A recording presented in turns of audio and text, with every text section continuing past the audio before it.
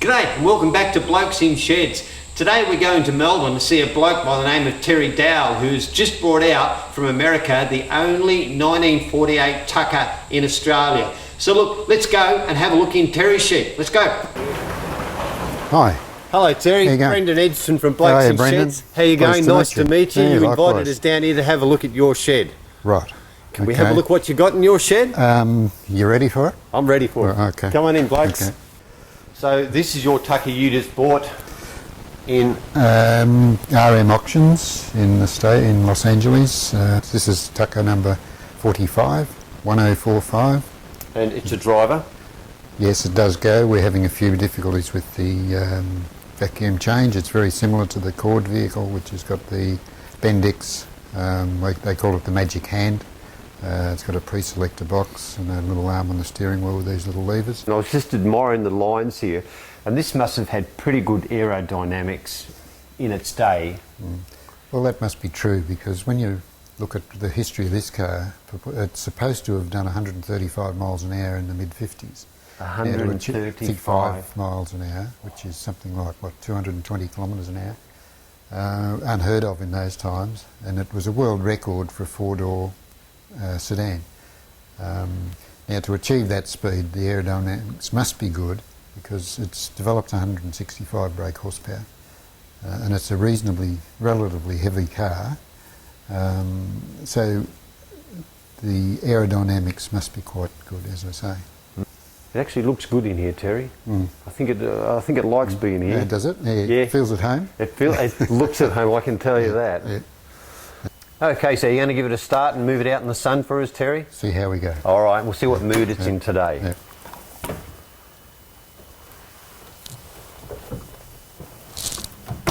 You ready? Okay, we're right. Okay, here we go. Oh, yeah! Oh, take two. Oh. It's the automatic choke, you see. Automatic choke. They don't work that well. No. They sound beautiful, don't they? Yeah. Listen to that.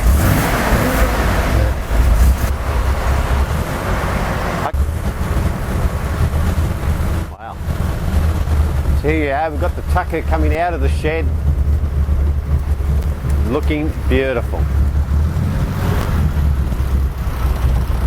That'll do.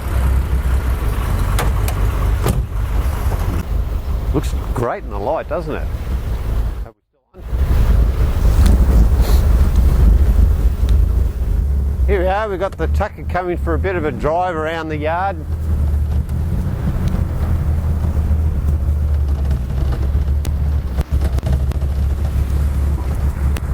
Wow, that looks beautiful.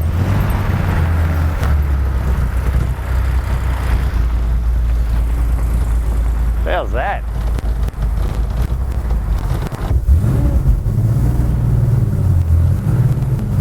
Listen to that motor, that's just gorgeous, isn't it?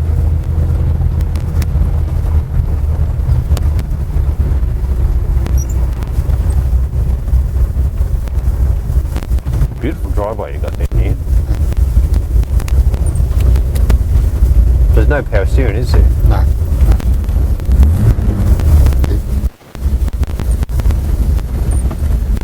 Quite forward, aren't you? Yeah, the seat needs to go back. But it does go back. We have to adjust it.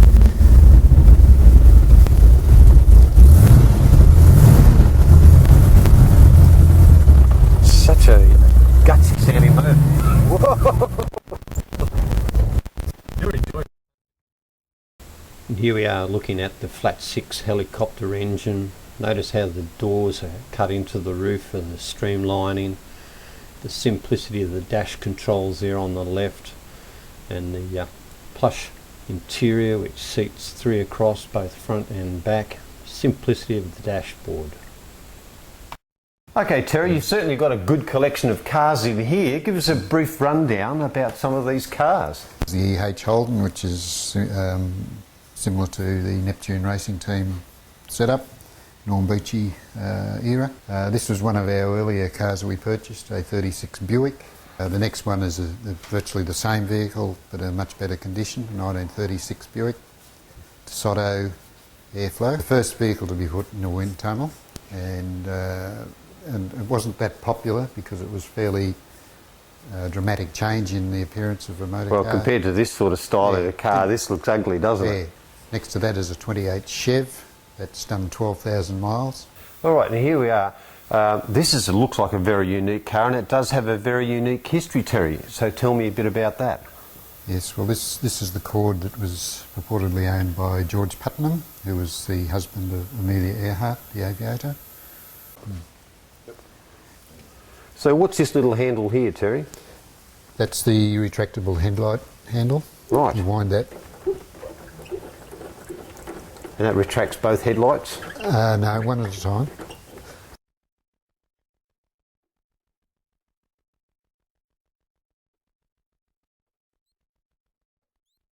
Very unique.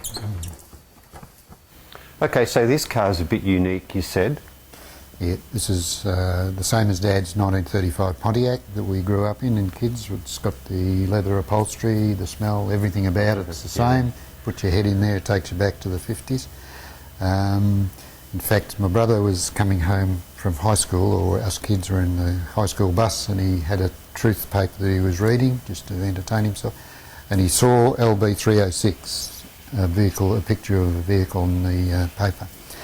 And it was a notorious murder that took place in Colac, where they cut the body up and put them into kerosene tins and put them in the back seat. And of this car? Yeah, of Dad's car. Oh, your dad's car? Yeah. Yes. And threw the body in the Barwon River, a very infamous murder in 1952. And we delivered this car into town. I remember distinctly the night, and I kissed the mudguard of the car, that side mudguard, and said, now, because we loved the car, you be a good girl now. And I was about 11 or 12 at that time, and she got herself into trouble. All right, you've got another corner over here. This looks like a bit of an Elvis Presley corner. Yeah, growing up in the, when you're a teenager growing up in the 50s, you can't help but avoid Elvis. He came on the scene after the Frank Sinatras and the Johnny Rays and everything else. And he was totally different. Okay, this is a unique little cabinet here of Elvis stuff. Yep. Much from Blokes in Sheds for showing us your shed, and the Tucker, which is the only one in Australia, or Tuckaroo as you call That's it. the one. And when you build your new shed, we might come and have a look at that one day. Would be great to do that. Well, thanks very much from Blokes in Sheds. We really appreciate it. Well, wasn't that a fantastic day at Terry's shed looking at his Tucker? I'd like to thank Terry and their hospitality. They showed us a very good day. Now, if you want to see that Tucker again, go to our other site, which is 30 Sheds, 30 days around Australia, and the Tucker will be on one of the last sheds we see on that trip. So look, thanks and bye, guys.